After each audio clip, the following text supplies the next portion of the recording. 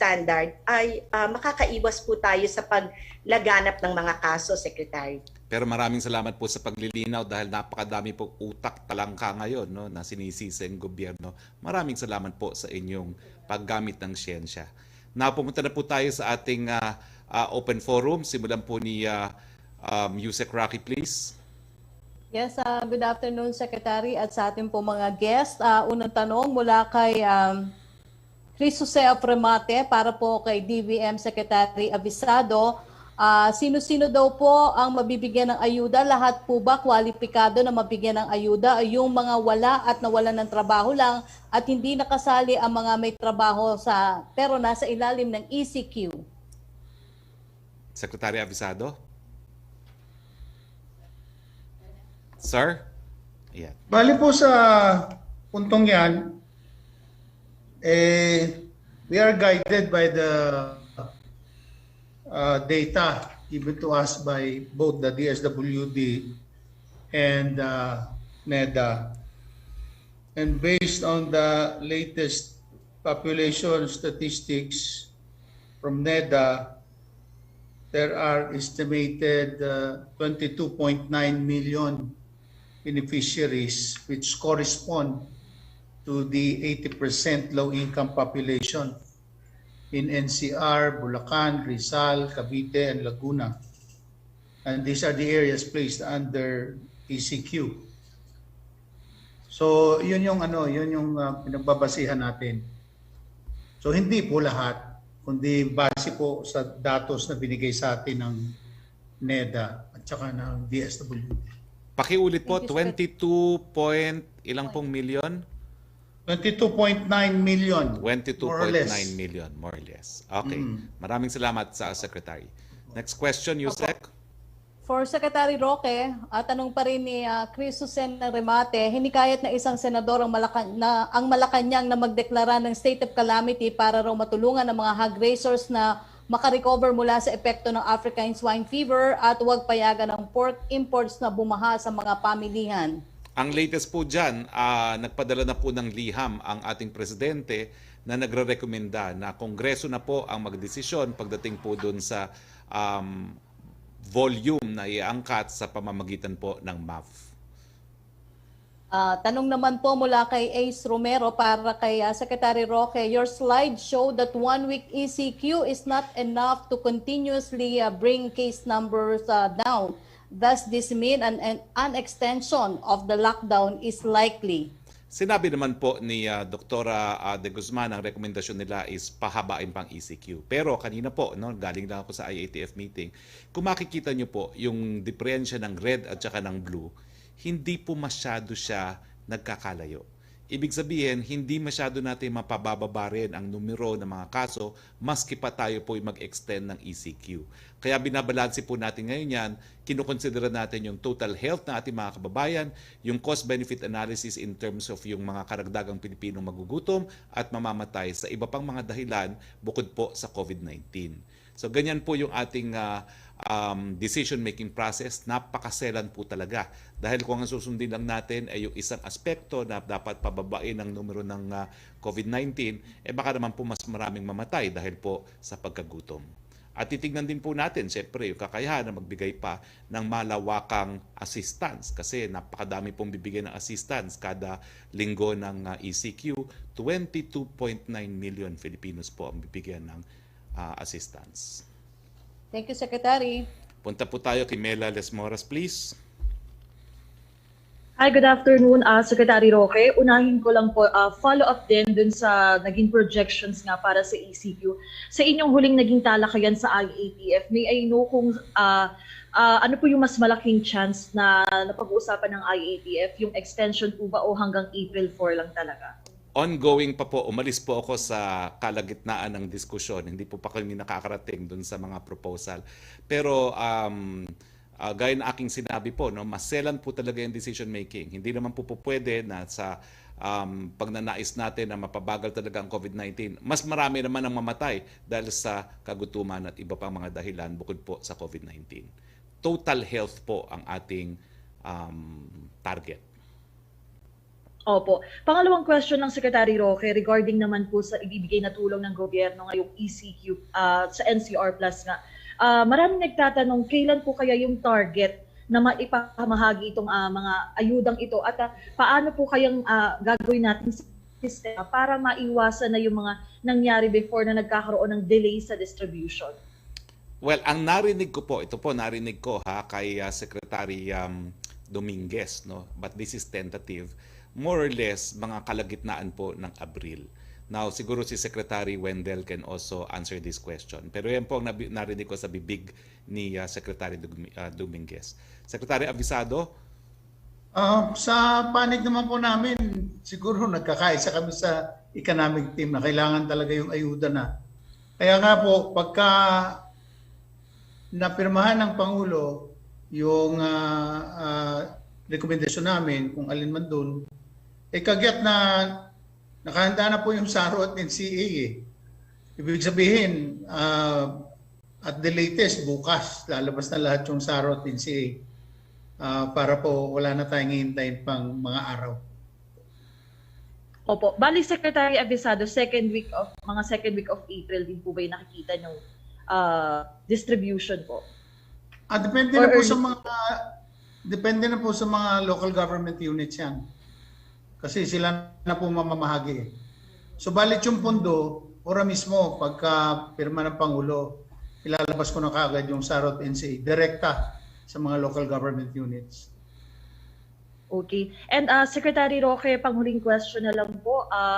Meron po bang public address si Pangulong Duterte mamaya? At can you just give us a quick rundown kung ano-ano po yung mga activities na today? Well, sasalubong po siya sa Sinovac, mga alas 4, alas 5, at galing po sa Villamor Air Base, babalik po siya sa Malacanang para sa pagpupulong ng piling miyembro ng IATF at sa kanyang Talk to the People. Inaasahan po natin na sa Talk to the People, masasapinal na yung quarantine classification simula April 5 hanggang katapusan ng Abril at saka yung issue po ng assistance ng gobyerno. Okay. Thank you so much po, Secretary Roque, Secretary Abisardo, at sa iba pa nating guests. Thank you, Mela. Balik tayo kay Yusek Roque, please. From Laida Salaveria of Inquirer, vaccination is a big part of our recovery strategy, but a recent survey showed that the number of people who refuse to be vaccinated has risen to 61%, with most of them citing safety concerns. Well, dati na po yung numero na yan. I think there's been some improvement pagdating sa vaccine confidence. Pero meron din po tayong naunang pag-aaral na karamihan naman po ng mga Pilipino ay magpapabakuna kung makita nila na nauna na yung iba. At nakita na nga nila na halos lahat o karamihan at least ng ating mga medical frontliners ay nagpabakuna na. Sila po talaga ang pinaka-epektibong mga influencers para magpabakuna ating mga kababayan. Sa ngayon po, ang feedback na nakukuha ko nag-uunahan na nga po ang mga senior citizens na magpabakuna. No? Nabi ko na pong text na natanggap at rin-refer ko naman po sila sa mga mayor ng kanilang mga lugar.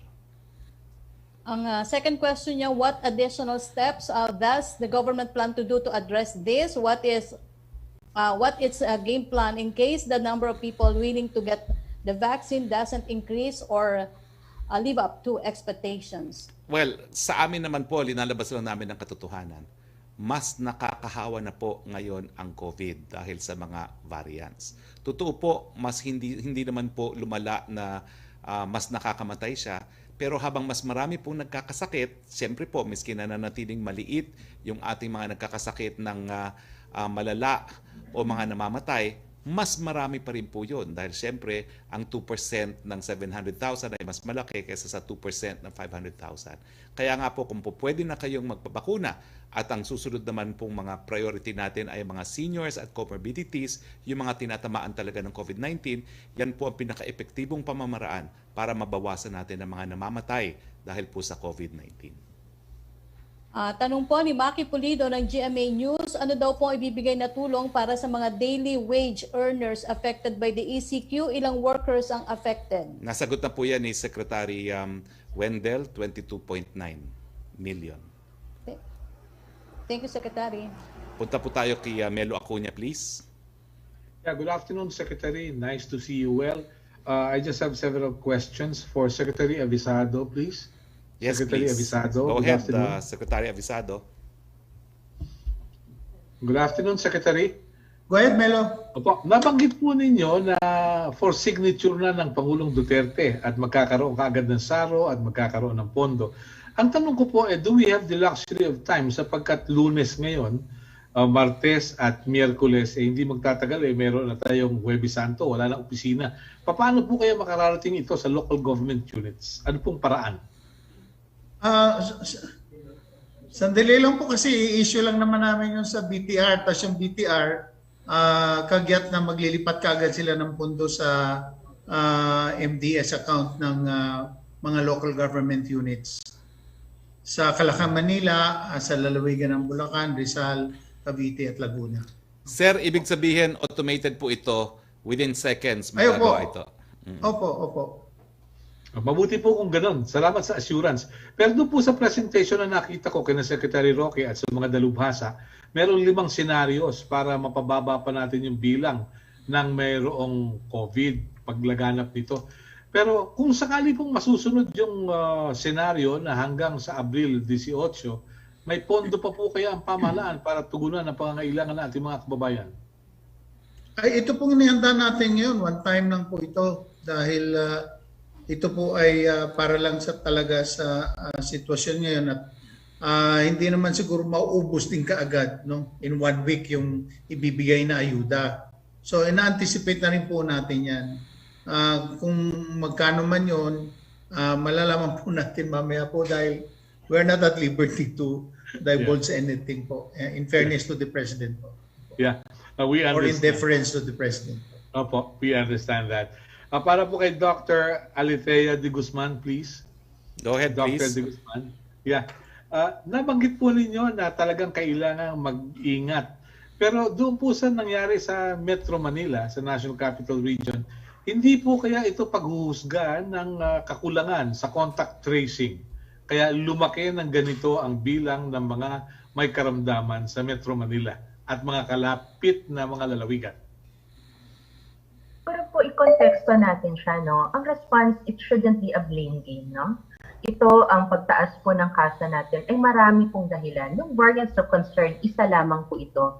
Pero alam nyo, lahat tayo may accountability. Yan po nabanggit ko, no? Yes, the LGUs, may accountability sila na may sapat na resources para makapag-surveillance, testing, contact tracing at isolation. Ngayon, tayo naman, tingnan din natin yung individual accountability natin. Dapat tayo rin naman po magpatingin agad. Kapag tayo ay hinanap, pag kinontact trace, tayo po ay mag-cooperate. So, napakahalaga nun, no? Hindi, kasi kahit madaming contact tracer, pero kung hindi tayo nagsasubmit, hindi natin pinapaalam na close contact pala tayo, or hindi po tayo nagko-cooperate sa contact tracer, hindi po rin natin ma-achieve, no, yung performance metric na kinakailangan nating ma-achieve para po mapababa po natin ang ating kaso. Opo, thank you very much. Secretary Roque, meron lang po ako idudulog sa inyo. This may be a very parochial issue. Meron po kaming kapitbahay na matapos magpa-revoke ng kanyang ticket sa eroplano, makakabiyahe na sa 2 ng Abril at magpapaswab test na bukas para makauwi sa kanila for good.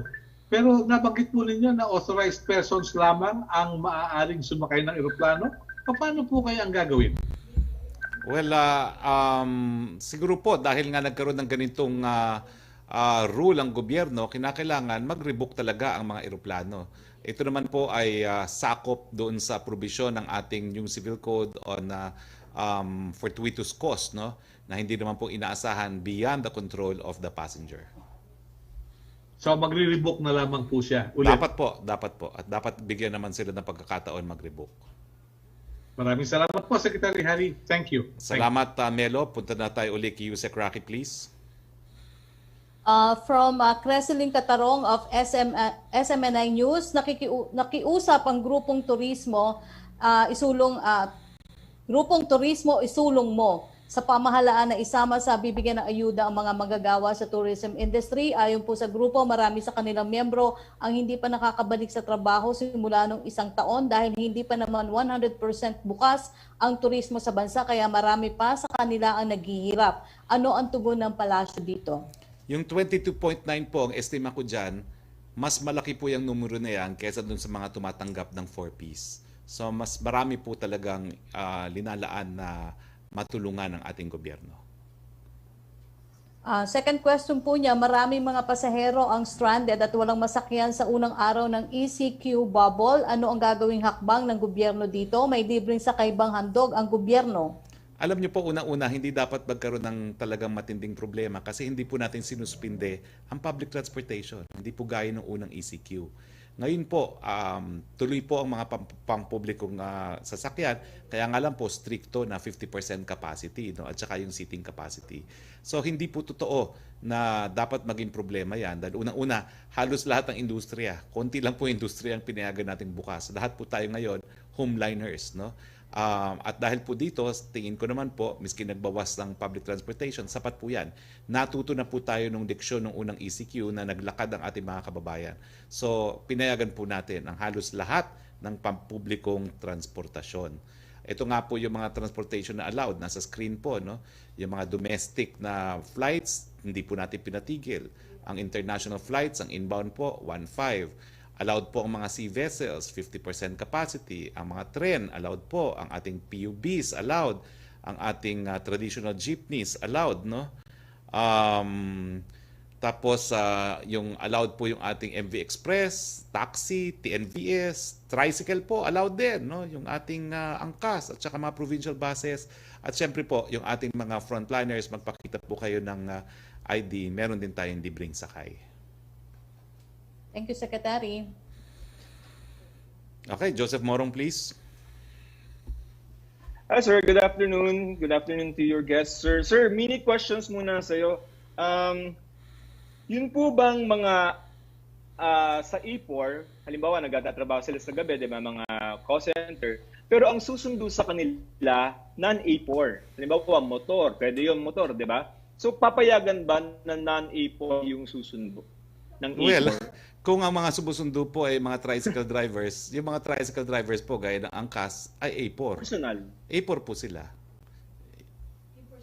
Personal motor, for example. Ako, kunyari, non-A4 ako. So, nasa bahay ako, but I have to fetch my sister na magtatrabaho ng gabi. Non-A4 ako, pero A4 siya. Pwede akong tumawid? Dapat po A4, no? Pero ikaw po, bilang isang media po, A4 po kayo. Ay, hindi. General, sir, yung halimbawa non-A4 yung susundo. Well, Negative. dapat kumuha ka na lang ng A4, kumuha ka na lang ng angkas, kumuha ka na lang ng tricycle, kumuha ka na lang ng taxi. Sir, yung returning residents, for example, yung nasa labas ng Metro Manila ngayon, they wanna go back now, can they do that? Karapatan po nila yan dahil yan po ay right Okay. to travel. Pakita lang po na talagang sila po ay residente ng Metro Manila. Sir, can I go to Secretary Abisardo? Go ahead, please. Hi, sir. Good afternoon. How are you doing? Ay, Go ahead, Joseph. Hi, sir. Okay. Sir, baka naman pwede nang madukot kasi in-announce na rin naman ni Senator Go kanina yung figure. I just want to confirm if yung figure na in-announce na kanina is yun po yung budget natin. Which figure? 23 billion, sir. At ang sabi po niya ay ang iniisip na options for the President's approval, that's the qualifier, is that either we give it to the family or per individual. And we're looking at giving them not cash aid, pero kind. Ano po yung magiging nating proposal? It is for the President to make a decision on the matter. Suffice it to say that options were available, were made available or are made available to him to choose from. But I cannot say more other than just wait until we get the official announcement from the Office of the President, no less. Yeah, sir, mechanics, probably pwede pong for later ni Presidente yan. Pero at least, sir, yung ano pong sasabihin natin kay Presidente na budget na available. Truth is, meron talaga tayong natitira pang unutilized amounting to 23 billion, no? And how fortunate are we that based on the data provided to us by NEDA,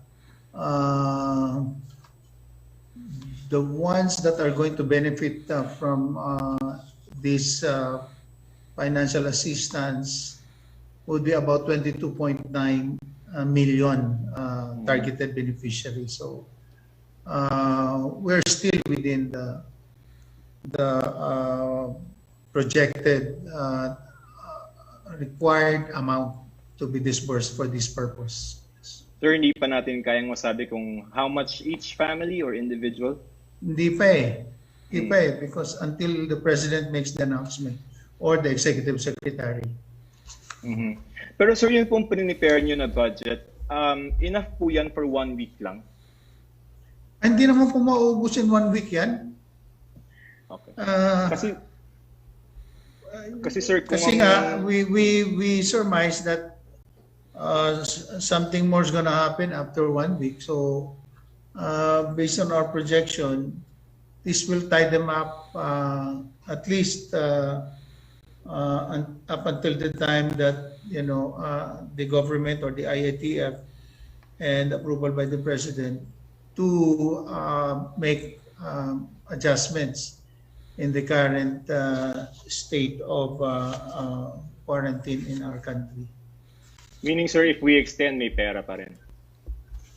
Well, we're tied up to what we have right now, and that's why the DBCC is going to meet later this afternoon, precisely to talk about the ways forward, considering that we also anticipate na yung ibang region din magkakaroon ng problema. So, na-anticipate na rin natin yan at yung pagkukunan naman, yun ang pag-uusapan namin. Sir, rephrase ko yung question. The 23 billion, can that last for 1 month? I'm not sure because hindi rin nasabi sa amin ng NEDA. Thank you, sir. Kung ano yung ibibigay will be good for 1 month. Okay, sir. But Thank you for your time. it's definitely lower than what we have given during the Bayanihan one. Okay, sir. Sir, thank you for your time. Nice seeing you again, sir. Thank you. So, sir, can I go to Dr. De Guzman, please? Go ahead. Your last question, please. Okay, Dr. De Guzman, how did you say that if 1 week ECQ, if after ng 1 week ECQ ay babalik pa rin po ng increase in numbers, and if we do not sustain, we do not extend, are you agreeable to that as medical perspective, sir? Ang mga projections na ginagawa natin ay based sa mga iba't ibang assumption. So I don't want to make it too technical. So yung ginawang projection po ni Pastor, nakikita niya, kung tayo magwa 1 week ECQ nga po, may bahagyang pagbaba ng kaso, tapos tuloy-tuloy pa po uli, no? Aakyat na naman ng dami ng kaso natin. Pero gusto ko lang pong i-konteksta natin. Baka po kasi masyado tayo nakafocus kay ECQ. Ang ECQ po, dapat sinasamahan siya ng number 1, dapat gumaganda po yung adherence natin sa MPHS. Hindi tayo pwede mag-ECQ lamang. Kailangan yung time na yon, ginagamit natin yon well para mapaabot sa publiko na kailangan tumaas yung adherence natin sa MPHS. Ikalawa, na binibilang o binabay na oras po ng ECQ natin at dapat ito ay tuloy-tuloy after ECQ, ay pa-shorten yung delay sa nakikita natin. Ngayon kasi may delay tayo, gaano katagal bago magpatingin ng isang tao, bago po siya matest, or bago po siya masubmit to contact tracing. So, sabi nga ni spokesperson, hindi lang po ECQ ang ating dapat na pag-isipan. Magkasama po lahat yon para mag-ECQ man tayo ng 1 linggo, mag-ECQ man tayo ng 3 linggo, yung PDITR at MPHS adherence, dapat andun pa rin po yun. Kung hindi, pag nag-lift na naman po tayo ng ECQ, gaano man siya katagal, tataas pa rin po yung mga kaso po natin. And that's because we don't follow the minimum health protocols naman? Tama po, okay, sir. So, ma'am, so agreeable kayo if we don't extend? Halimbawa, hanggang talagang ang PC natin is hanggang April 4 lang. Okay lang yun sa medical perspective? Mahirap pong sabihin ngayon no? Kaya nga nabanggit ko kanina, napakahalaga ng mga susunod na araw. Okay. Makita natin ang kaso, tsaka yung datos po natin sa healthcare, tsaka ICU utilization rate. Right, thank you for your time, Thank you, Secretary Roque. Joseph. Thank you for your time. Thank you. Back to you, Sec. Roque, please. Yes, Secretary, from Lanesca Panti of GMA News Online, what happened to the expected delivery of over 900,000 AstraZeneca vaccines from COVAX facility?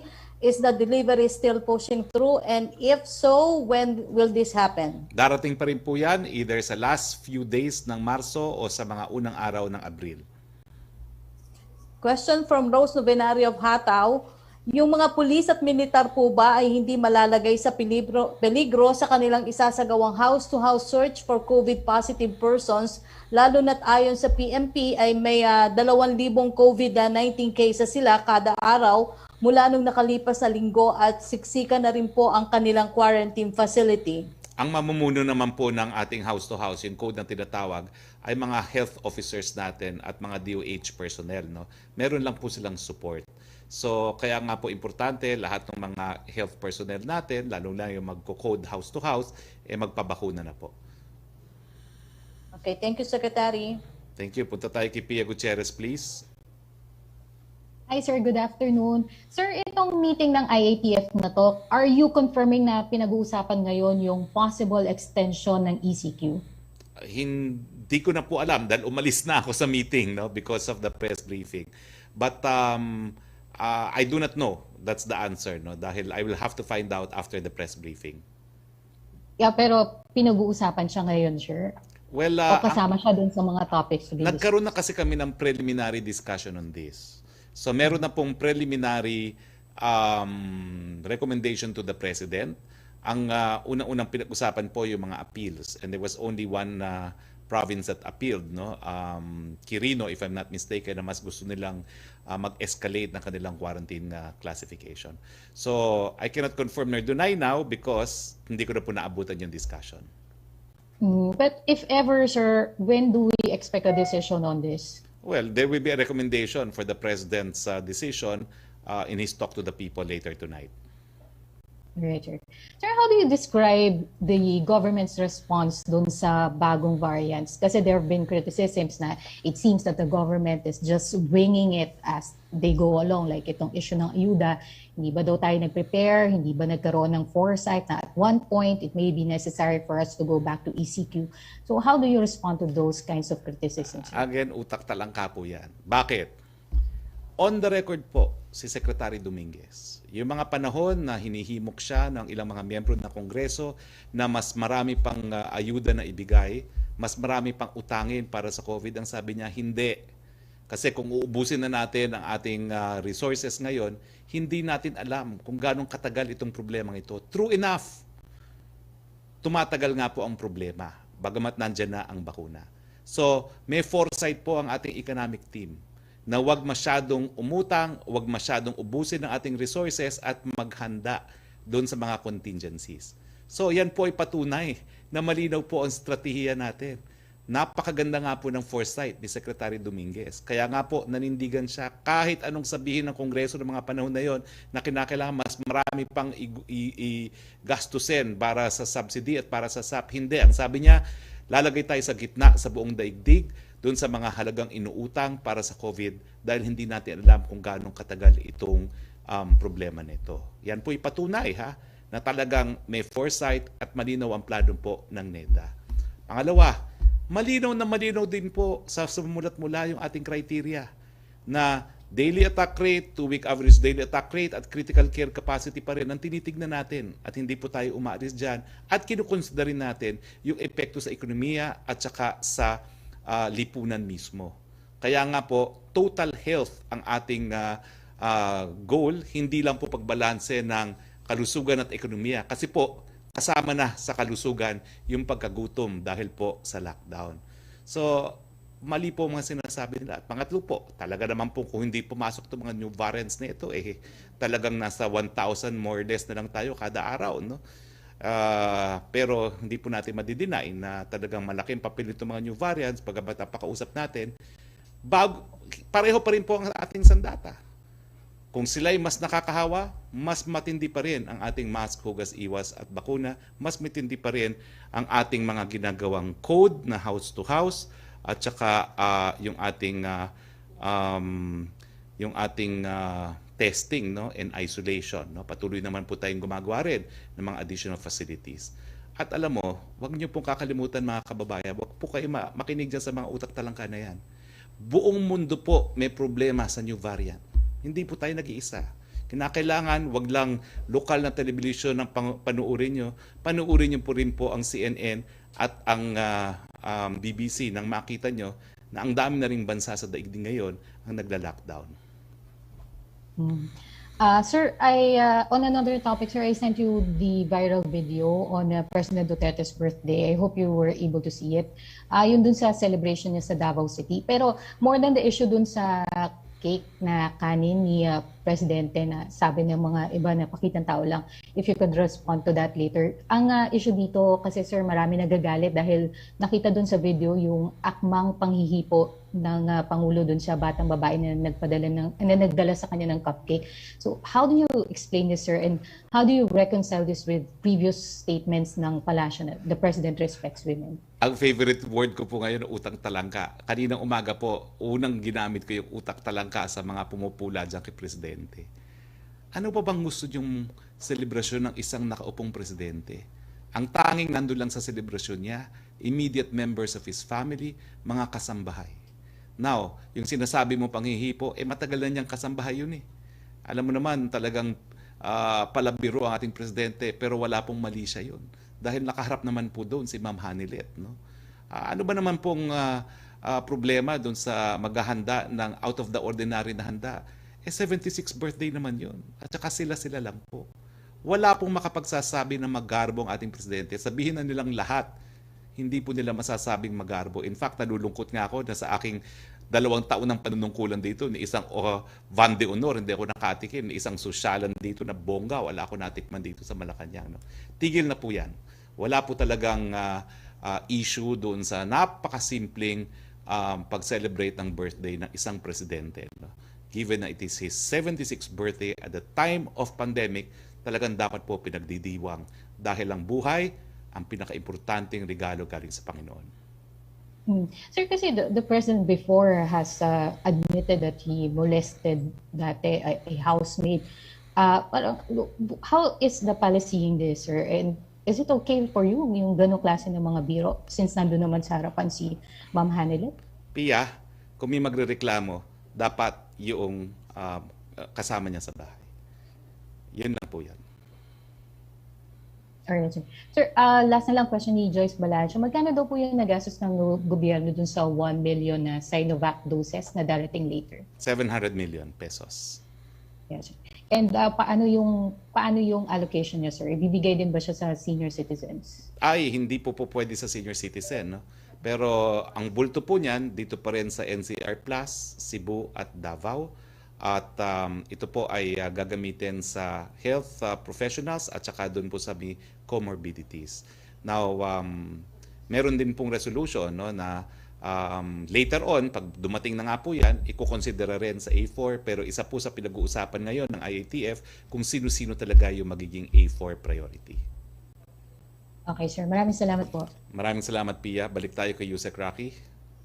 Thank you, Secretary. Tanong mula kay Marichu Villanueva ng Philippine Star. What science and data did the IATF base the 6 p.m. curfew start up to 5 a.m. for 1 week? Even during the first hard lockdown in March last year, did not impose such insane start of curfew at 6 p.m. Can we expect the IATF synchronize this with the LGU curfew ordinances at NCR 10 p.m. to 5 a.m. curfew as a more implementable common curfew hours? Well, unang-una hindi nga kinakailangan mag-curfew eh. Bakit? Kasi lahat tayo, lockdown tayo sa mga bahay natin. Unless tayo ay apor dahil tayo nagtatrabaho o kukuha lang tayo ng necessities. Yung 6 to 5, para kung ikaw ilalabas dahil sa necessities, ibig sabihin nyo, pumunta ka na sa palengke at sa grocery bago mag-alas 6 ng gabi. Siguro kung may idadagdag si GM Jojo, pwede niya idagdagan. GM Jojo Garcia? Yes, good afternoon. Sek.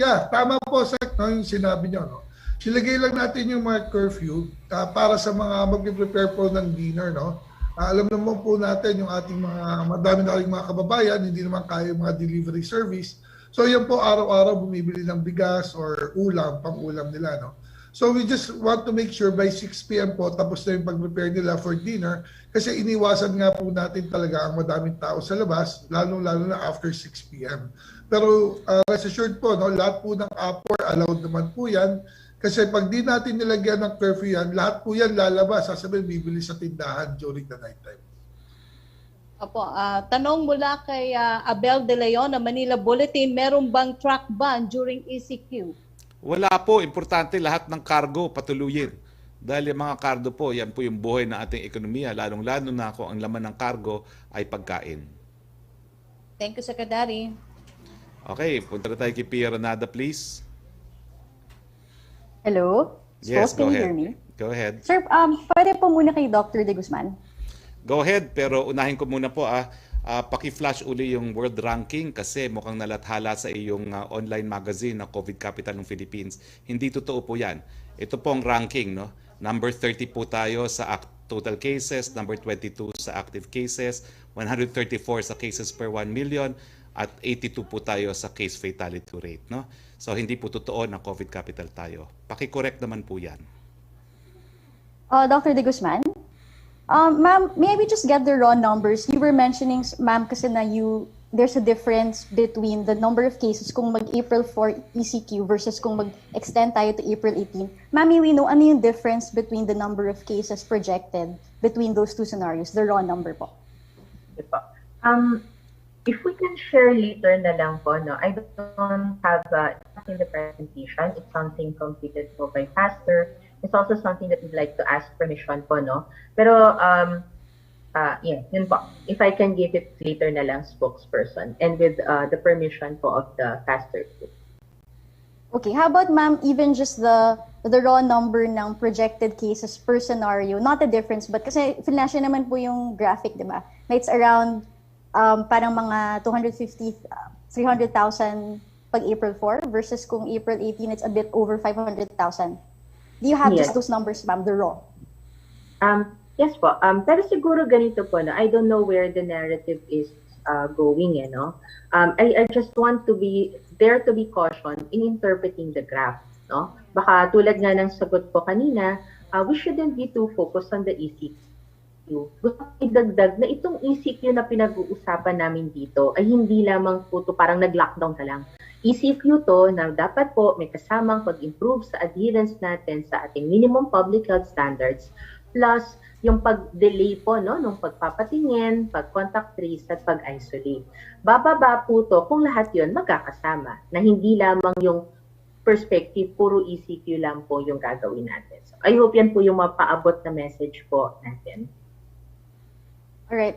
Secretary Roque, because you were saying na onti lang naman yung difference ng projected cases versus in the two scenarios. But sir, I'm wondering if the IATF is also thinking of the deaths that this could mean because diba 1% of 100,000 is like 1,000. I mean, it's still something, right? I mean, there's still deaths, like we always say that even one more death is already a lot. So sir, when the IATF makes its decision on whether or not to extend... Well, alam niyo po, may cost-benefit pong ginawa ang NEDA. No? Sa 13,000 na namamatay, ang kinakailangan po timbangin natin yung mga namamatay dahil sa ibang mga kadahilanan. At kung hindi po ako nagkakamali, no? Again, I'm trying to retrieve the graph. No? Pero parang mga 400,000 po yung deaths due to other reasons. At kasama na po siguro yan yung malnutrition and poverty. No? So ganun po ang ating analyze at paggawa po ng pulisiya. Tinitimbang at ang ating goal nga po, total health. Dahil ang pagkagutom po na because of lockdowns, yan po yan ay kabahagi pa rin ng total health ng mga mamamayan. But sir, isn't that the reason why we're proposing aid for these families to prevent that hunger? So maybe my next question can be for Secretary Abisardo. Sir, saan manggagaling po yung Well, sandali, no? billion? You asked already your last question. No? Your last question is, hindi ba yan nagbibigay ng aid? Alam mo yung aid na bibigay natin, stopgap measure lang po yan. Pero that does not promote the totality of health of individuals. Your last question, please. Ito na nga, sir. Sir, for Secretary Wendell, sir, saan galing po yung 23 billion? You said unutilized funds from which allocation, sir? And you were saying also earlier that the aid that will be given this time around will be bigger than the Bayanihan one. Can you just elaborate how much bigger po?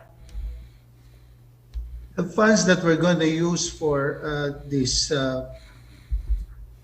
special amelioration assistance to those affected by the ECQ are the remaining unutilized balances of Bayanihan 2, no?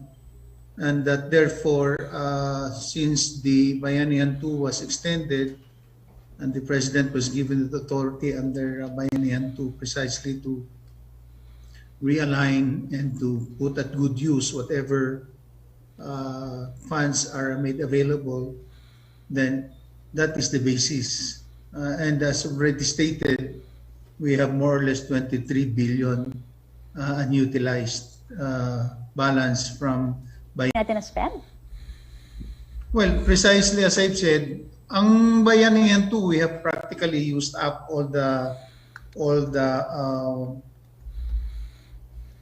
money allocated for the various programs, and that was 140 regular plus 25 standby. So we have covered that all, but still there remained a balance that was left unutilized because these are carryover from Bayanihan 1. Remember that the source for Bayanihan 2 are those unutilized from Bayanihan 1 and those that can be certified by DOF for Bayanihan 2. Okay, thank you very much.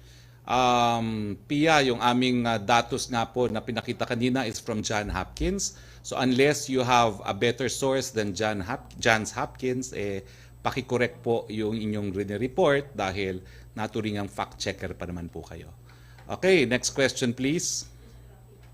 Secretary, tanong mula kay Angel Ronquillo ng DZXL, ano po daw ang assurance na hindi mauulit ang ginawang pag-estimate ng Meralco sa electric bill? Baka po kasi ikatwiran nila na ECQ at hindi makakapag-meter reading ang kanilang mga tauhan.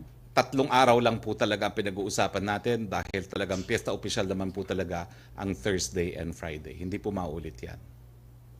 Tanong ni June Veneracion ng GMA News, totoo ba na marami na naman nag-positive sa mga MRT personnel at kabilang sa mga nahawa ay mga ticket seller? Kung totoo, pwede bang i-consider ulit ang shutdown gaya ng ginawa noon?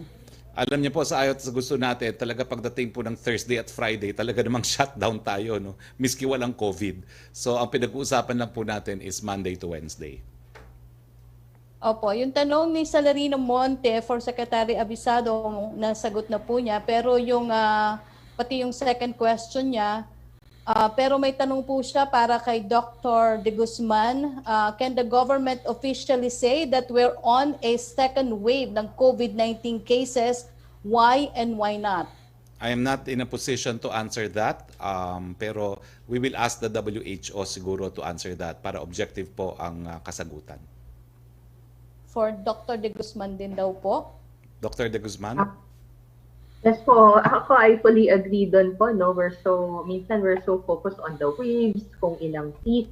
Ako po ang mas tingnan natin ay ngayon tumataas po yung kaso. Ano po yung gagawin natin para hindi pa po tumaas yung kaso na to, yung bar graph na pinakita ko kanina, hindi na po malagpasan itong mga pinakahuling week, itong peak na nakikita po natin. Thank you. Okay, thank you, Secretary. Okay, ang last natin ay si Tricia Tirada, please. Hi, good afternoon, Spokes Harry. Sir, just to follow up on Pia Gutierrez's question, nabanggit niyo po na yung parang response ng Malacanang dun sa video ng Pangulo na ina-accuse nga na nabastos yung kasambahay, utak talangka yung mga critics na nag-raise po nun. But does the palace think, sir, that it's wrong to call out the president or any citizen for that matter for such misbehavior, for standing up for someone and against normalizing such behavior, sir? Asked and answered na po yan. But sir, do you think it's wrong na manindigan yung ibang tao? Kasi sabi niyo po, kailangan mag-complain dapat yung kasambahay sana. Kung siya yung dapat unang mag-complain. But is there anything wrong with people calling the president out on this behavior? Wala pong kontrol ang presidente dyan, lalo na dun sa dati na nagpupula. Expected po yan.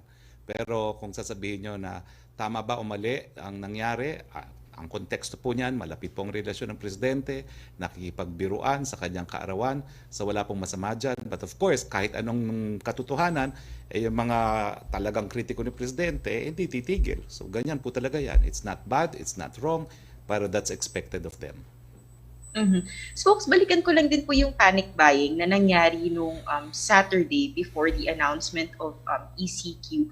Ano po ba yung magiging policy direction natin in terms of communication? Kasi sir, from what we understand, itong mga tao nag-panic buying because they were already receiving messages circulating, may mga nag-leak ng information.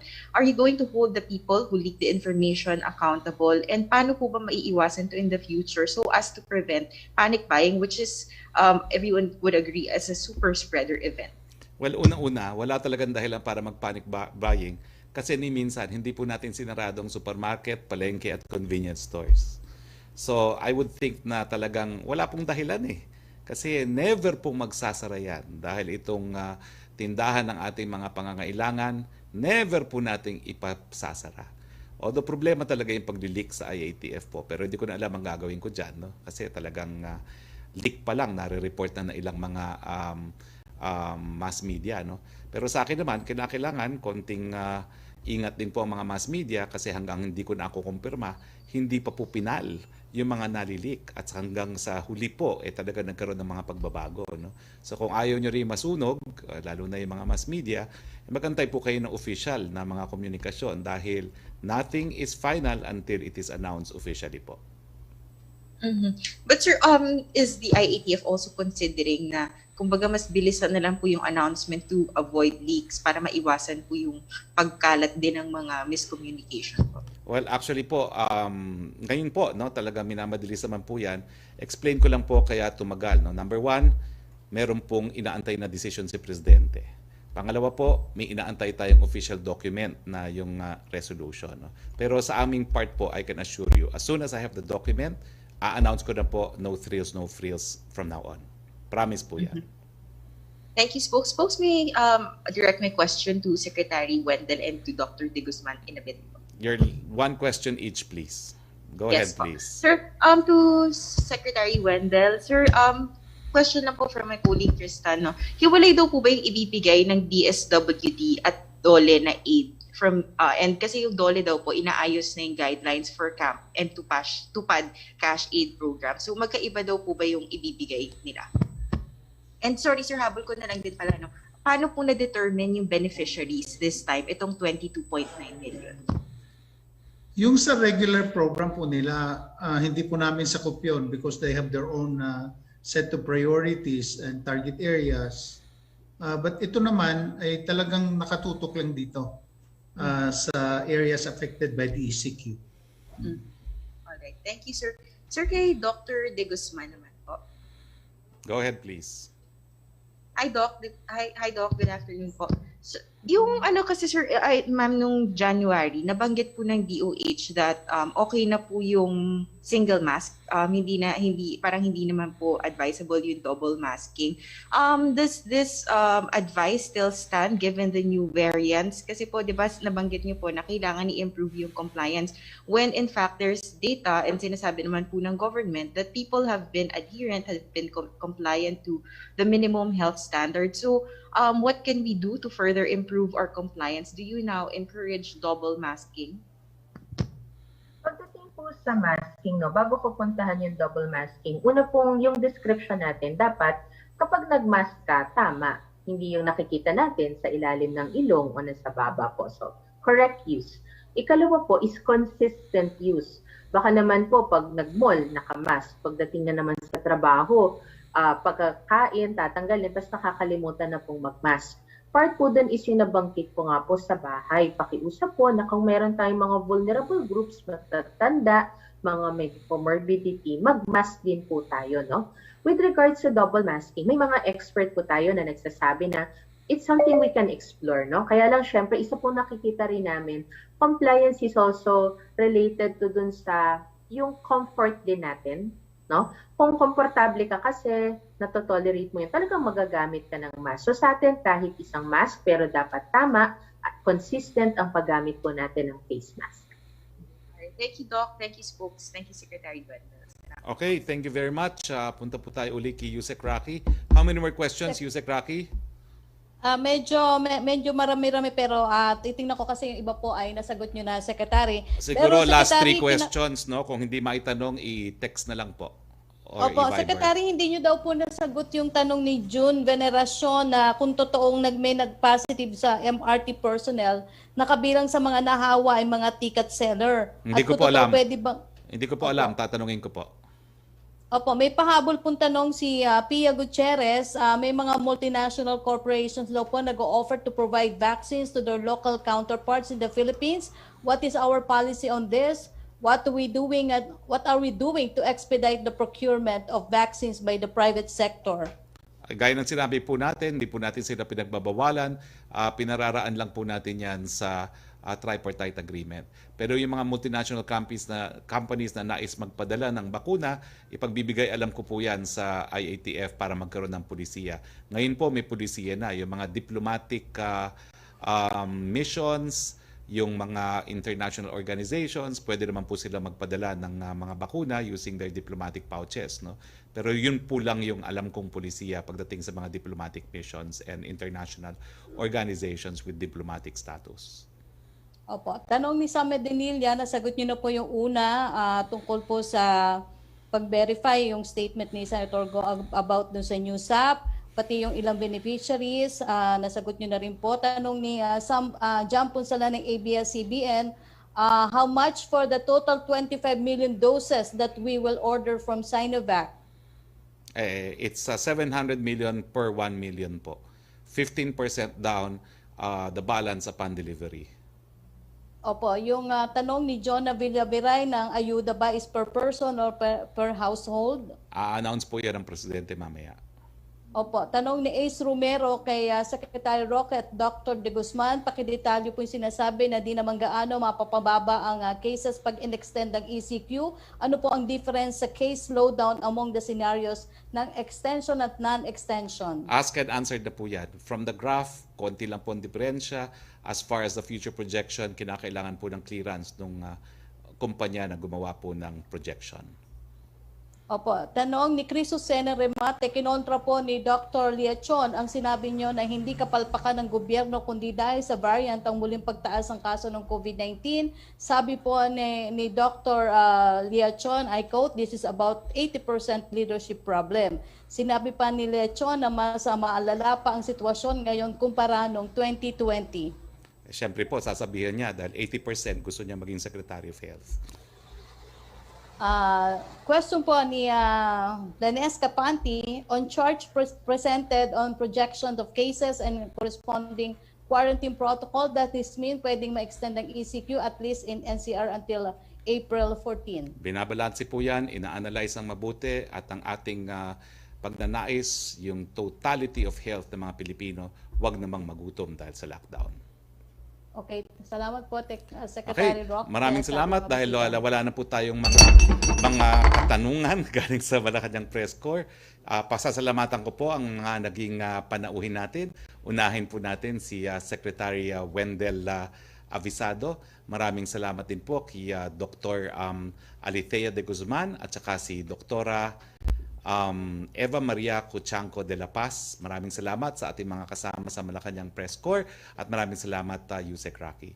So, sa ngalan po ng ating Presidente Rodrigo Roa Duterte, ito po ang inyong Spox Roque nagsasabi, meron pong katapusan ang lahat ng ating paghihirap dito sa pandemya.